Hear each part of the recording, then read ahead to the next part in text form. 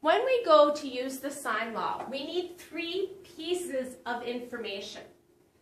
Of the 3 pieces of information that we need, the 2 most critical pieces of information that we must have is an angle and its opposite side measurement.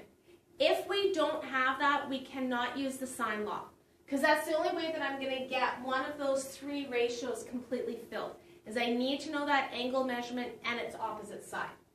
So if we go back to class example number 1 that we did, when we split the triangle into 2 right triangles, if instead we didn't have that drawn in and we just had this for our diagram, we could use the sine law, because I have an angle and its opposite side. This is angle C. So I have sine C is to side C, as sine A is to, we call this side A, which is the length of B to C. So I don't need to write all 3 parts of my sine law down. I can write the 2 that I need to use. So now I start filling in with my known values. Angle C is 35 degrees, and side C is 12.5 centimeters. Sine A, angle A is 75 degrees, and side A is what I'm trying to find out. When I have one term on each side of the equation and I'm trying to solve, I can do that through my cross multiplication. A times sine 35 is equal to 12.5 times sine 75. And then my final step to get A by itself would be to divide both sides by sine 35. So pause this for a moment and take your calculator and type this expression in, and then see what you get for an answer. When you're typing it in, the thing to remember, when you press the sine button, it always opens up a set of brackets, so close the brackets. So press pause, take a moment, and calculate this out.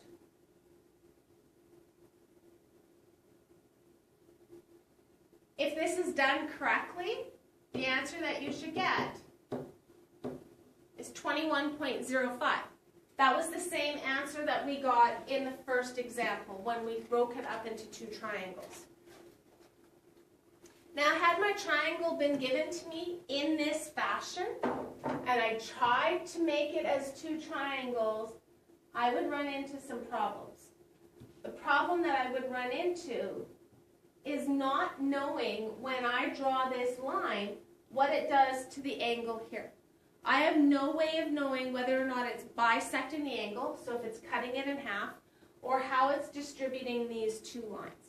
So unless the line is already drawn for you, or unless you're dealing with something like an isosceles triangle, where if I drop that line, I would be cutting it in half, because the way that an isosceles triangle, its characteristics, I can't drop that line and split the angle in half. It's not going to work. So let's look at the next class example. Use the sine law to determine the measurement of angle ACB to the nearest degree. So when it gives you the 3 letters, A, C, B, it's the vertex in the middle that's the angle you're being asked to calculate. So this is sine C, and I have side C. This is what I want to find out. And then I have this measurement here. So, got a little bit of a problem here. The problem being, if I try to put this in, the only measurement that I know of is this right here. I know that sine A over side A. So I know that sine 110 degrees over 9.4. But when I try to fill this in, I can't, because I've got 2 unknowns. So I need to switch to what I do know. I know that this is equal to 6, and this corresponds to side B. So that would allow me to find angle B.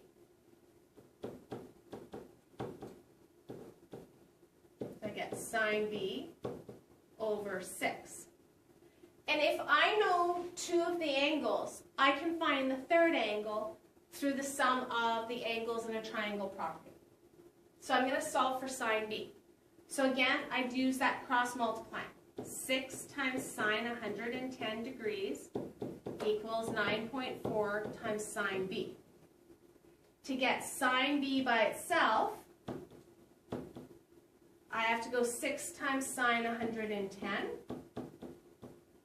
divided by 9.4. That's going to give me a decimal answer. That gives me the ratio of sine. It does not give me the angle. To get the angle, I have to do that sine inverse. So sine inverse of that answer that I got above. So again, press pause and take a moment to put this in your calculator.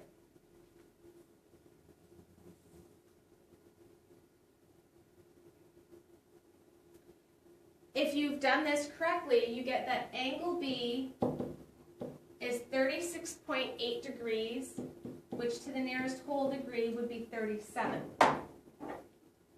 So now I know that angle B is 37 degrees. So to figure out angle C, I would start off with 180, take off the 110 for angle A, and then take off the additional 37. And that would give me 33 degrees. So let's take a look finally at class example number 4. A surveyor measures a baseline P to Q to be 440 meters long.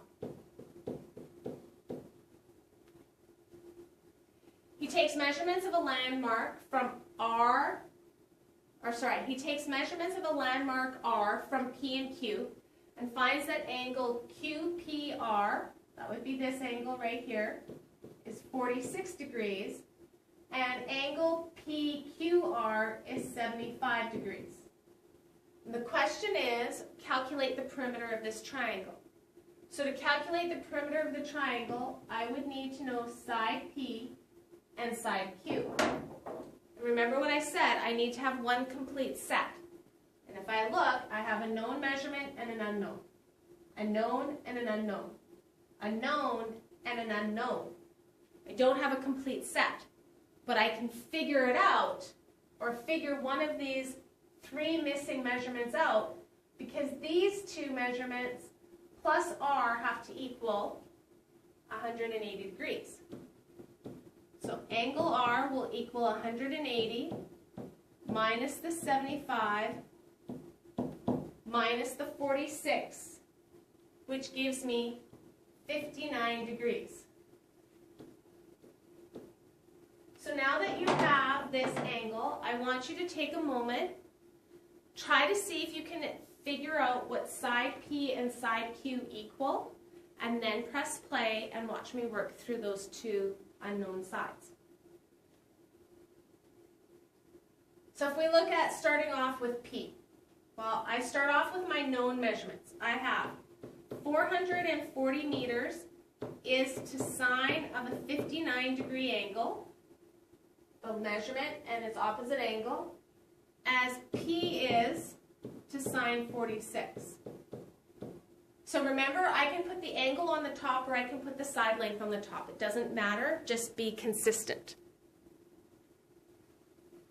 So again, I'm going to cross, or with this, because I have P on the top, before you get into the whole idea of cross multiplying, look at this side of the equation. P is being divided by sine 46. To get rid of the sine 46, I do the opposite, which is to multiply. So I take 440 over sine 59, and I multiply it by sine 46. And that will give me my value of P, which is 369 and 251 thousandths of a meter. Repeat the process for Q. 440 over sine 59 equals side Q this time, not P, over sine 75. And again, to get q by itself, instead of dividing, I'd multiply. So I get 440 over sine 59 times sine 75 will equal q. And that would give me an answer of 495 and 828 thousandths of a meter. The final step is to calculate perimeter. So to calculate perimeter, I add all of the sides together. So 440 plus the 495, 828, plus the 369.251, and round that to the nearest whole meter, I get 1,305 meters. So the questions that I want you to work on, 1B, 2B, 3, 4, and 5, 7, 8, and 9. It's a lot of questions, but the practice will be beneficial.